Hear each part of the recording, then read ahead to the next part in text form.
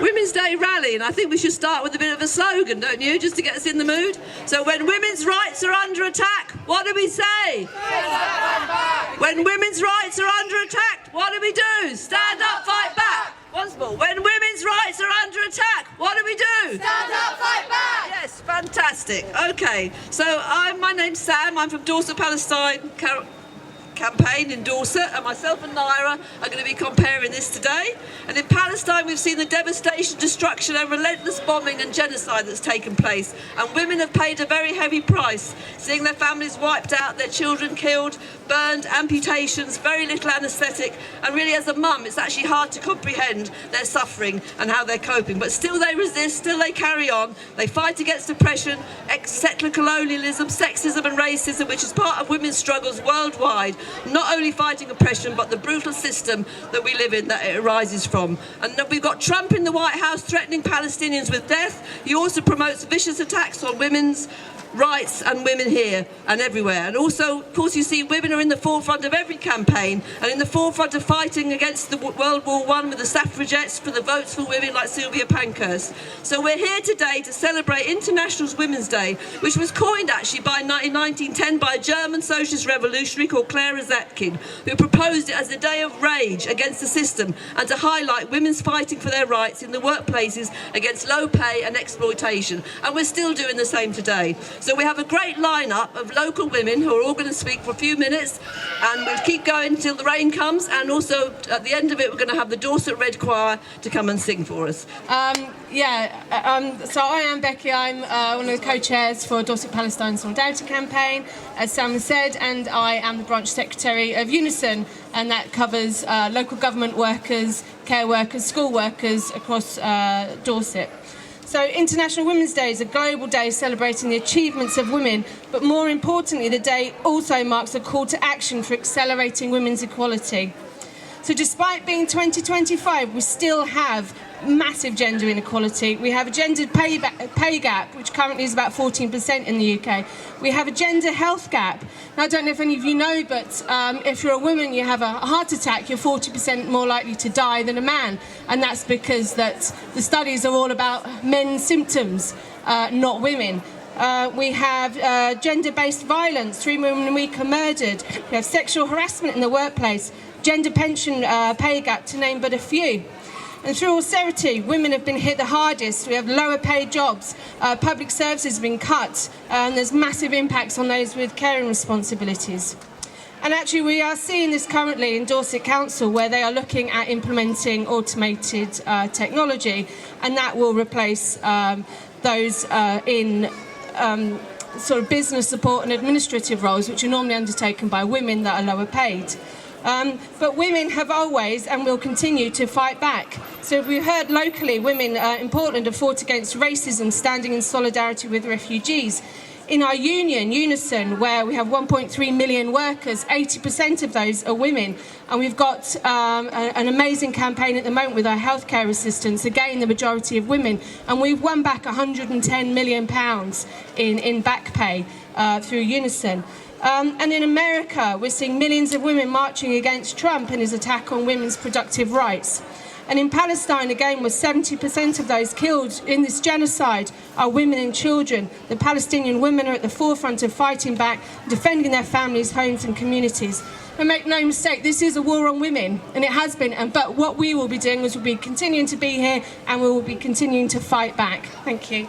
Last year on International Women's Day, I felt nothing but frustration and disappointment at how far from its roots the day seems to have shifted. From a day which was founded by a Marxist as a rally for women workers, it felt like the day had become yet another bandwagon for big corporations to jump on. The same corporations which exploit women globally. My inbox filled with International Women's Day discount codes, and I even saw an International Women's Day panel featuring the Power Women, which included senior female leaders at arms manufacturers, with zero irony of the thousands of women's lives impacted by their trade. While others celebrated a female vice president, all while she endorsed the continued genocide which disproportionately affected women in Gaza. Other politicians around the world celebrated women, but clearly only some women, as their policies work to deliberately disadvantage others. No doubt we'll see the same today. No doubt you've already got some International Women's Day discounts in your inbox. No doubt you'll see celebrations of girl bosses and millionaire CEOs, no doubt who have become that on the backs of women they care little about. So honestly, last year I felt like giving up on International Women's Day altogether because it seemed like it had become a farce. For as long as there have been calls for equal rights for women, these calls have left some women out of the conversation. When suffragists called for the vote in the 1800s, it was rarely for all women and mostly for women that just looked like them. Black women and working class women were left out of the picture. And today it seems like we still haven't learned that our feminism is meaningless if it does not include all women, and especially the most marginalised women. In her 1881 speech, black abolitionist Sojourner Truth challenged the mostly white audience at the Women's Rights Convention in Ohio with her now famous speech where she asked, "And ain't I a woman?" And so today, if you call yourself a feminist or speak up for women's rights or celebrate International Women's Day, I ask you to consider, aren't these women women too? The Palestinian women giving birth in tents, killed in their thousands, mourning their children. The Palestinian women and girls who make up nearly 70% of all deaths in Gaza. The refugee women who have fled violence only to be met with the violence of our state treating them as less than human. The trans women who are mercilessly used as political fodder while their rights and existence are eroded and denied. The indigenous women around the world who are 10 times more likely to be murdered than non-indigenous women and who go missing but don't make the headlines. The black women in the UK who are 4 times more likely to die in childbirth. The women in Sudan and Congo who are disproportionately affected by the conflicts there and who experience sexual violence at a horrifying rate. The women garment makers in India and Bangladesh and other countries around the world who endure awful conditions and exploitation for the fast fashion our consumer society is so greedy for. Women in prison, women who are unhoused, working class women, women sex workers, queer women, Muslim women, disabled women. This International Women's Day and every other day of the year, our feminism is empty if it doesn't include all of these women. When the conversation around equal rights for women only focuses on middle-class white women or on success within the capitalist structures which harm women, that is not feminism. So today, as we have this rally, I call on all of us to stand in solidarity with all women, to amplify the voices of all women, to stand for justice for all women, because we are not free until we are all free. Before I speak, I just want to say that my dear friend Yafa from Janine West Bank has said thank you to all of you for being here, that for the past 16 months that we've been coming out and protesting for their rights and the rights for her education, for their healthcare, and for the rights to free land and determination. Advocating for women's rights is more than just a slogan. It is not just a way for corporations to promote their new products for consumers. International Women's Day should be the day where we remember those women who have paid the power for the women today and for the women in the future. International Women's Day is standing up against oppression in all its forms. It is recognizing that the fight does not stop until all women receive equal rights and equal opportunities. It means to stand up against the patriarchy, to recognize apartheid, imperialism, and advocate for an end to colonization, to uplift and empower women around the world, to stand up with our sisters and brothers in fights against injustice, to remind those around the world that Palestinian cause is not just an Arab or a Muslim issue. The Palestinian cause is a feminist issue. It's a human rights issue.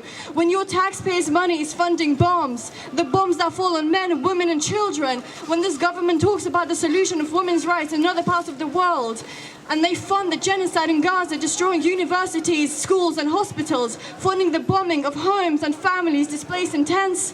When we have witnessed children as young as 5 have been dying from heart attacks and being shot in the chest, and newborn babies dying from hypothermia.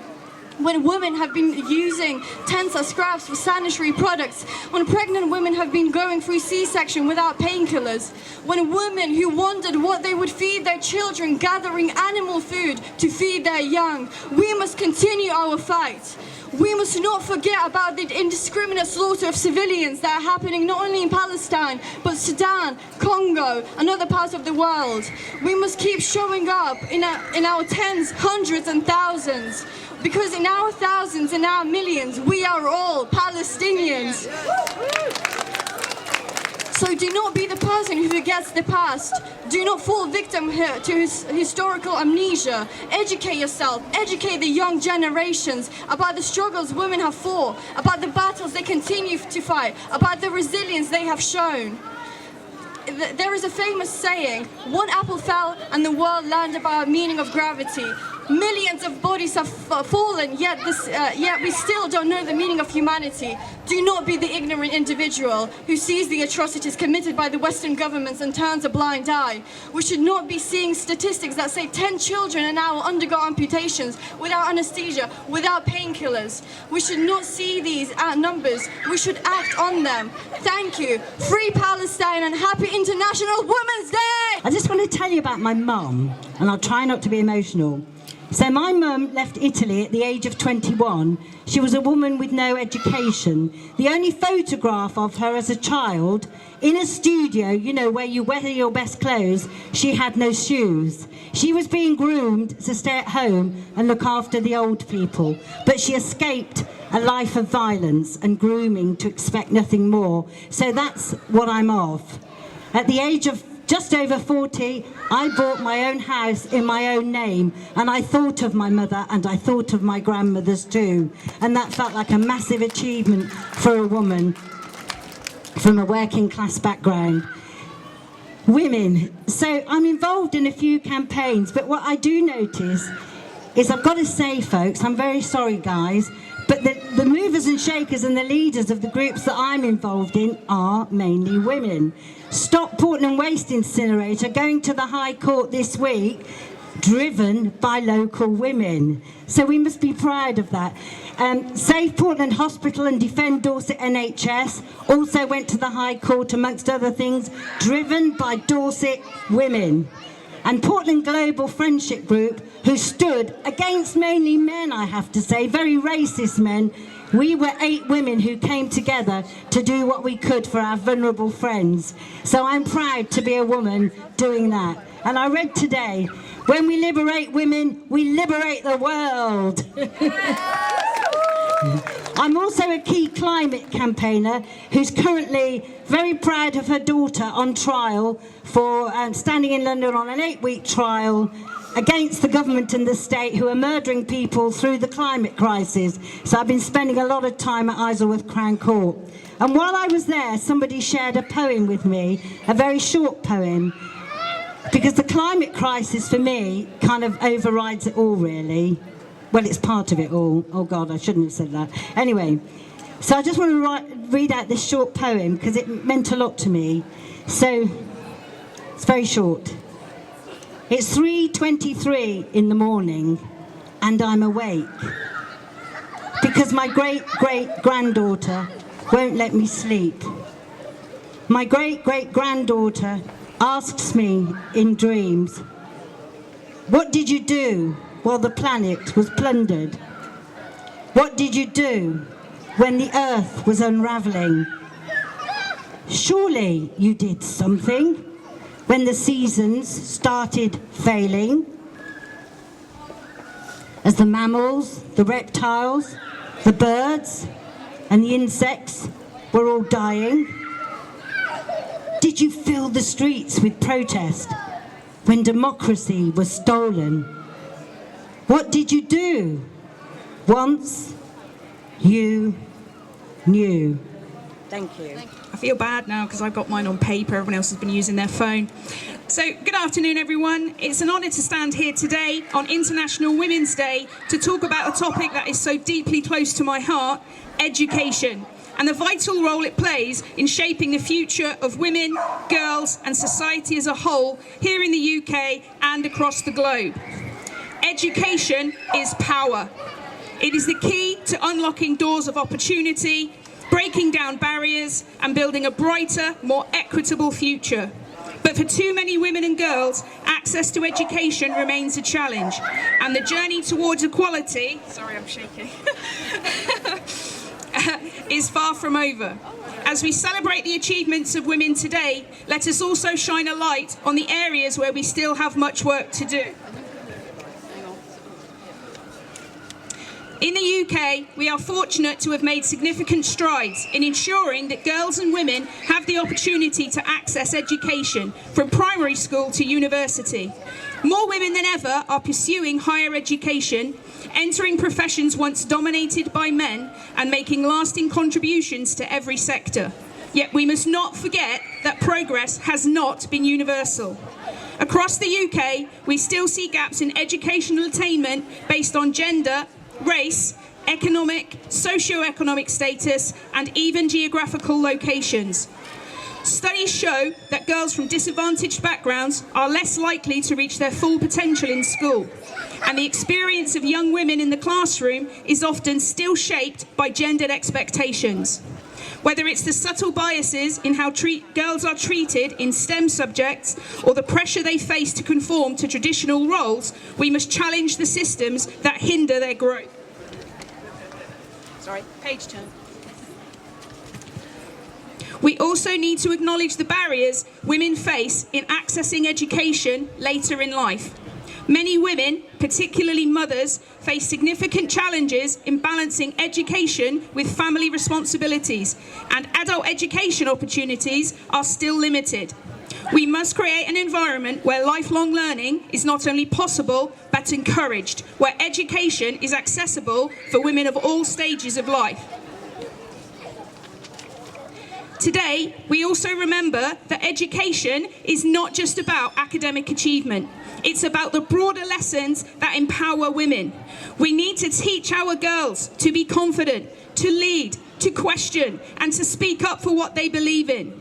We need to ensure that every classroom, every lesson, and every subject reflects a world where women are not just included, but celebrated, where young women can see themselves reflected in the stories, the scientists, the leaders, and the creators that fill our history and future.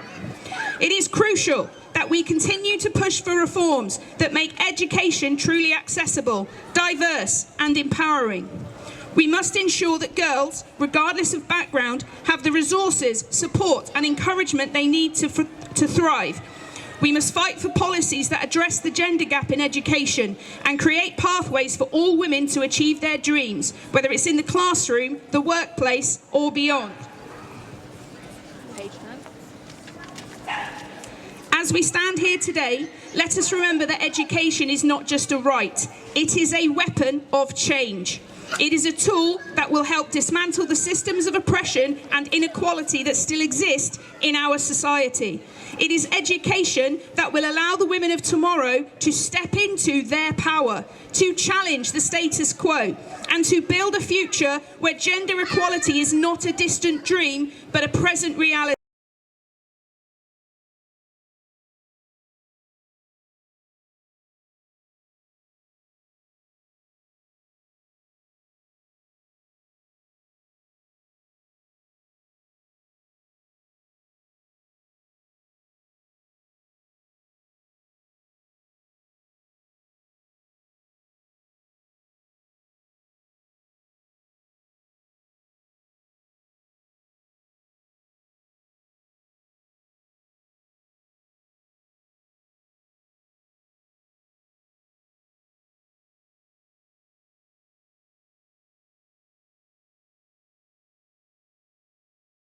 Today, I want to celebrate. Today, I want to smile with joy for every woman in my life that encouraged me to go beyond. encourages me to live with passion, to be grateful and not scared. Every woman that treats others with tenderness and care. Every woman that when adversity arises, stays strong. And bravery, resilience, and the fight for justice becomes in her heart a song. Every woman with a mission to build, to lead, to raise humanity to a better position. Every woman that trips over her own mistakes or others, and with self-respect she stands again. Every mum or educator inspiring children to live a life beyond money and looks, trying hard to protect them from some vicious social hooks, equipping them with knowledge, compassion, and critical thinking as best tools. Every woman that has learned to live helping and supporting other women instead of competing against each other or putting others down. Every woman that raises her voice for those who have been denied the choice. Every woman whose soul rests assured that above all the chaos there is a bigger plan, and a creator is watching over us and carries on with grace. And for every woman that has chaos inside her but keeps trying anyway, because there is dignity in that as well.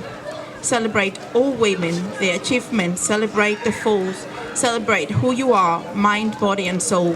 Spread the light and never doubt that the oppressors one day will pay their debt off. I have to say, what a privilege it is to speak alongside all the women who've spoken today, some of whom have spoken for the first time. Fantastic. But I wanted to start by saying congratulations and thank you to everybody who's here. Because what we need is some hope, don't we? And when we come together, then we can have hope against all the horrors. When you're at home on your own and you watch the news or look online and see what is happening, whether it's the attacks on women or the growth of the far right, the way that they're attacking everything that we care about, everything that seems progressive, it's easy to feel small, and we have to come together for an alternative. And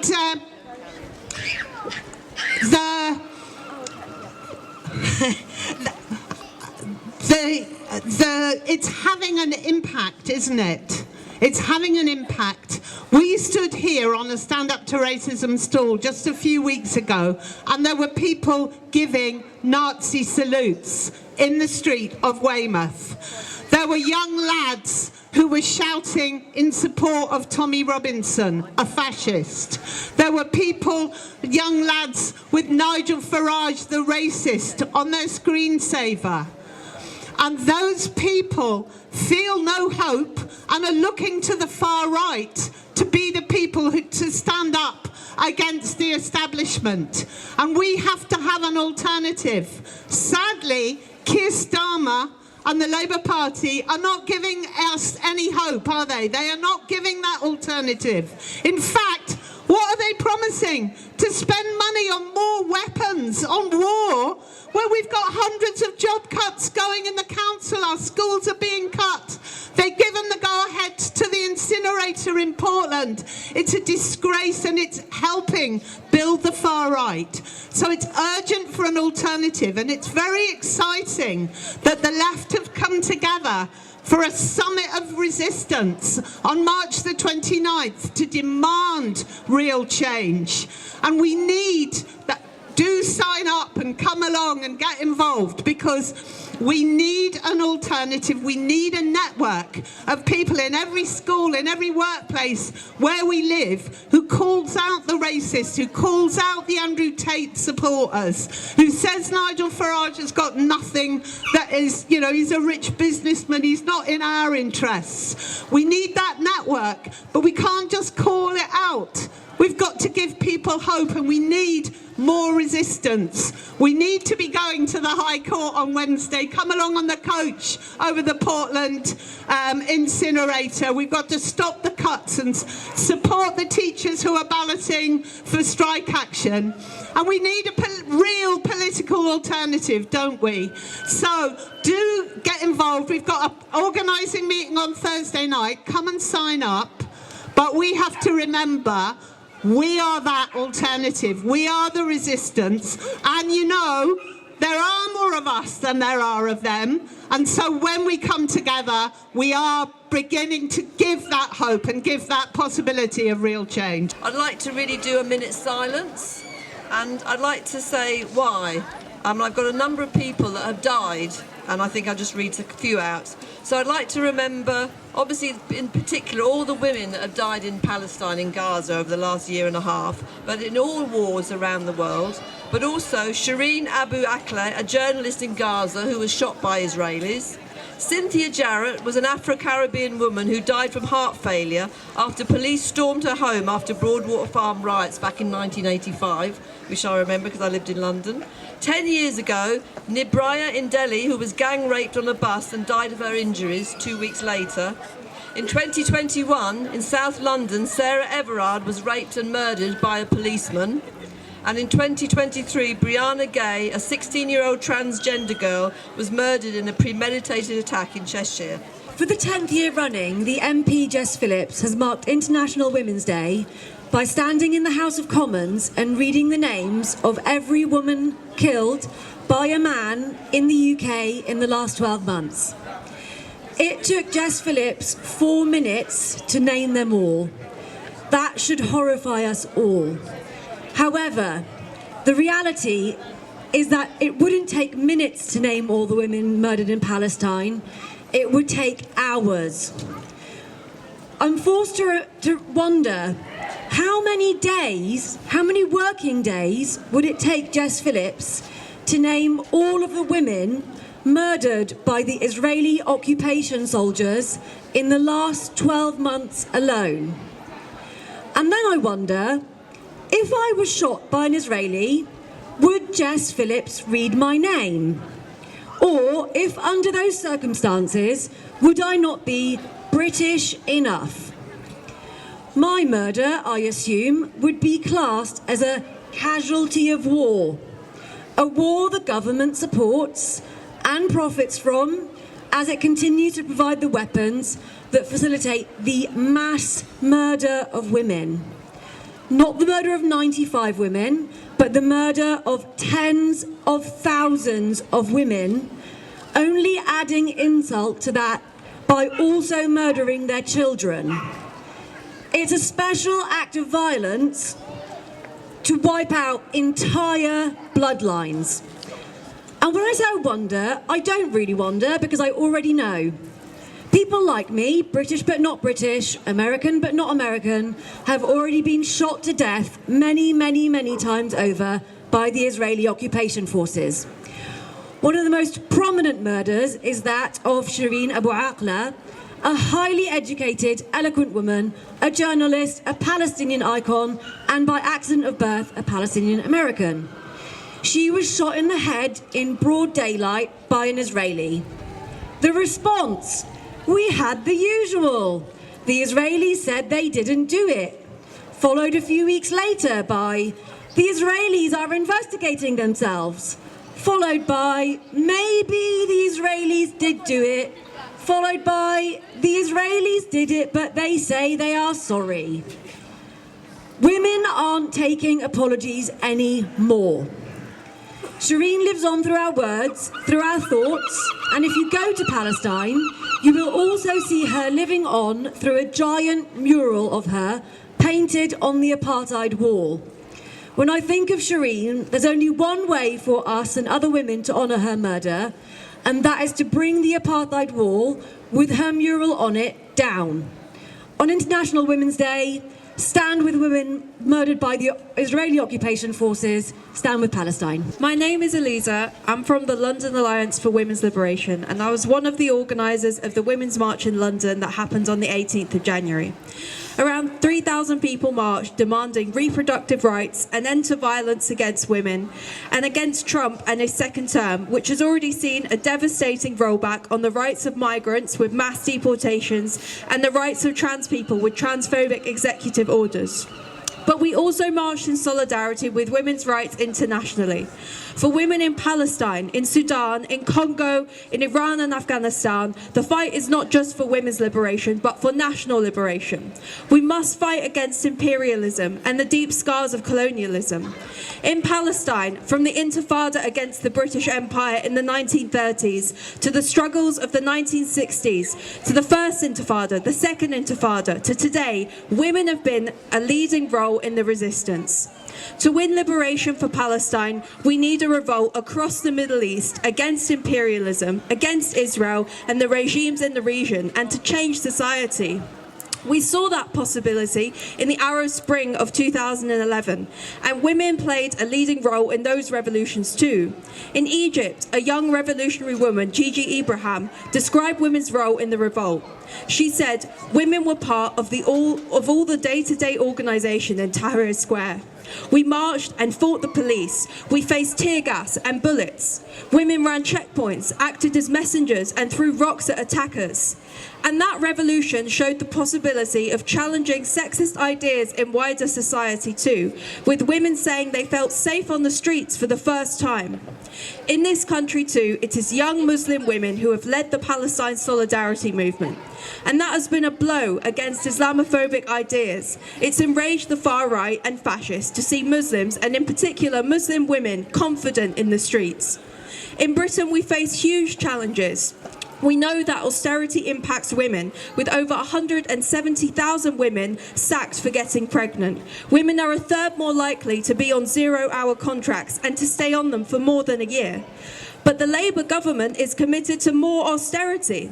It was Starmer who refused to remove the 2-child benefit cap, and it's under Rachel Reeves, the first woman Chancellor, that we are going to see massive cuts and widespread austerity that will most adversely affect mothers, disabled women, all those who are already being let down by the system. We face an insurgent far-right party, Reform UK, led by sexist, racist Nigel Farage, who wants to roll back abortion rights, an ally of Trump, a sexist abuser who is rolling back abortion rights in the US.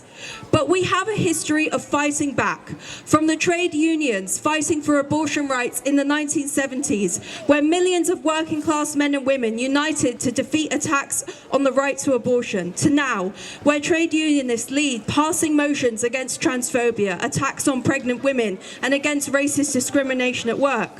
Where last year we saw powerful strikes in India that shut down the health system after the murder of a woman doctor in her workplace. And like all the women that we have heard from today, we have the power to fight back against sexism everywhere and to uproot the entire system. To do that, we must link up the fights between racism, Islamophobia, homophobia, transphobia and sexism. Together, we can win liberation and tear down the sexist system. So when women's rights are under attack, what do we do? Stand up, fight back! The child's wish. A child who survived the war was asked, "What is it that you wish for?" A child who lost his mother, his father, his little sister. A child whose arm lies buried beneath the world, crushed by the weight of the world. A child who smiled in the face of horror, who put his trust in God above all, replied softly without hesitation, "I do not want a toy or a home by the sea. I do not dream of golden streets or a life of endless ease. I do not wish for what was never mine. I only ask for a paper and a pen to write a letter to the world, to the leaders, to the people, to those who have watched my suffering, to those who scroll past my people's screams. I want to tell them, do not weep for me, for even in loss I am blessed with what remains. The world must know that we will never leave the soil that holds the loved ones that we have buried, to show them our mothers who hush their babies to sleep with lullabies drowned by sirens and bombs, to show them our mothers who braid their daughters' hair not knowing if tomorrow will still belong to them. To show the world that our women are keepers of life, the ones who carry both love and loss. They too are warriors, not with weapons, but with prayers whispered over cradles, and the precious life they so carefully hold. But if I could have one final wish, it would not be riches, nor revenge, nor escape, only this: to kiss my mother's forehead once more, to hold my little sister's hand, to bid my father farewell. That is all. Thank you.